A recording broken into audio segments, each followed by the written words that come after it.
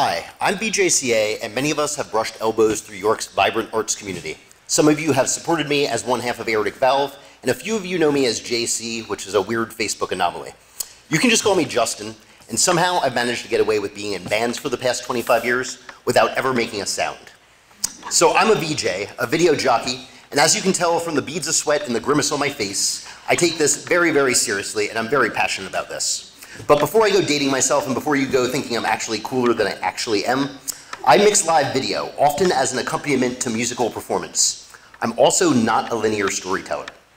So I create a sight track to complement the soundtrack at live concerts and such. Now, whereas most VJs do this abstractly with colors and shapes, I seek a more surreal narrative. I'm a visual storyteller interpreting music with pictures. I call myself a purveyor of synesthesia. Synesthesia, experiencing one sense through another, such as seeing music. I'm by no means a pioneer here. As demonstrated by the ocular harpsichord created in the early 1700s by a French Jesuit priest, containing 6 stained glass fragments covered by little curtains that would be lifted when piano keys were pressed, resulting in colored shadows cast upon the wall. And that's pretty much what I do. Part technology, part fine art, my canvas is everywhere, anywhere that'll have me. Exteriors and interiors, bars, clubs, and theaters, sometimes on the walls, screens, and ceilings, sometimes on elaborate stage sets, sometimes 30 stories tall on the side of the State Museum. Or sometimes you have to run an extension cord out of the sketchy roadway in on George to power a projector safely out of the rain on the dashboard of your car, shining on the side of the Valencia Ballroom, so you and your buddy Greg can shout at the Cultural Alliance while you throw a little dance party in the parking lot during the Governor's Arts Awards. Needless to say, no two gigs are ever the same. Now, my palette. Imagine making a collage, but instead of magazine clippings, you're using movie clips and TV shows and commercials and weird art videos. My current library consists of about 500 gigs. That's roughly 4,000 videos organized meticulously into folders that make complete sense to me, like 1-minute lessons in sensuality, birds, drugs are like that, and roller skating robots. My process. Each mix is live and improvisational and done on the fly. My VJ program of choice is Resolume, that's the interface, and I use a MIDI controller to make my process more instrumentation. Buttons trigger clips, faders affect the transparency of layers, knobs controlling the speed and direction, all allowing my video to dance with the music. So from clubs and cathedrals to islands and dive bars, appealing to those who like to shake it on the dance floor, as well as looky-loos who prefer to play the perimeter, I'm quite proud of the over 2,000 audio-video happenings I've been part of. Most of which I equate to like little kids' parties for grown-ass adults. This is truly my happy place. So if you would join me in a deep breath, in through the nose, out through the mouth. Now would be a great time for questions. Kidding, seeing as we have about 10 seconds here.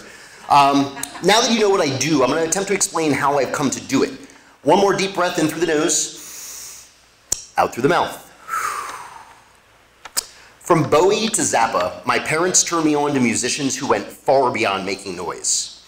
I've always embraced technology. I've enjoyed pushing buttons. I've learned early that I was not musically talented, at least not in the traditional sense, and although clearly able to walk like an Egyptian, I am not a fan of dancing. So what's a boy with dreams of becoming a rock star like this to do? Become a VJ. Story goes like this. 1999, and I meet this charismatic stranger at my first solo art show. He introduces himself as Rich Johnson, a DJ. He's digging my TV sculptures and would love to work together to add a visual element to his live performance.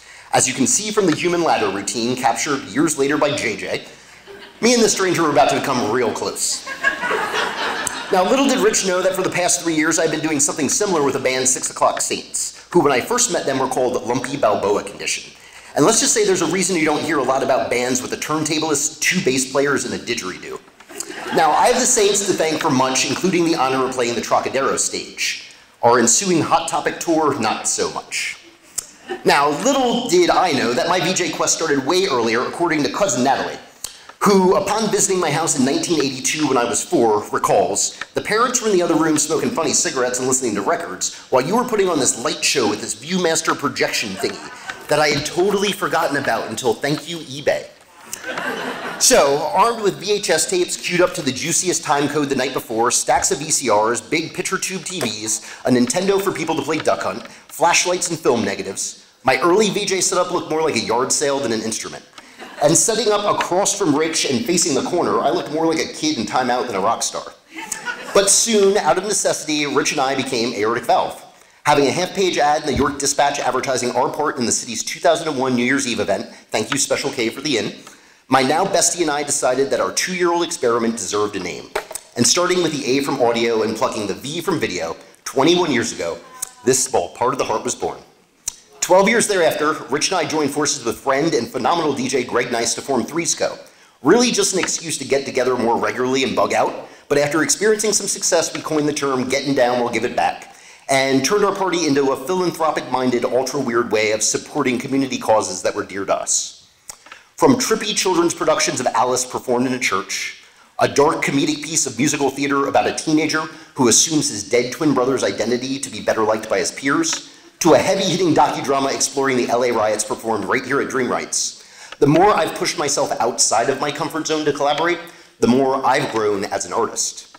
So whether it be a giant LED robot, the human robot RJD2, thrashing it up with Horse Cop, getting twangy with Waiting on a Train, gangsterous activities with Brother Rich and Brother Wolf, cheesing with MC Elixir and Playmate turned DJ turned Playmate Claire Sinclair, an extra winky Greg Nice, majorly vibing with DJ Salinger, or me and my Audible life mate Rich double cheek kissing the birthday gal at JJ Palooza, collaboration gives my art purpose.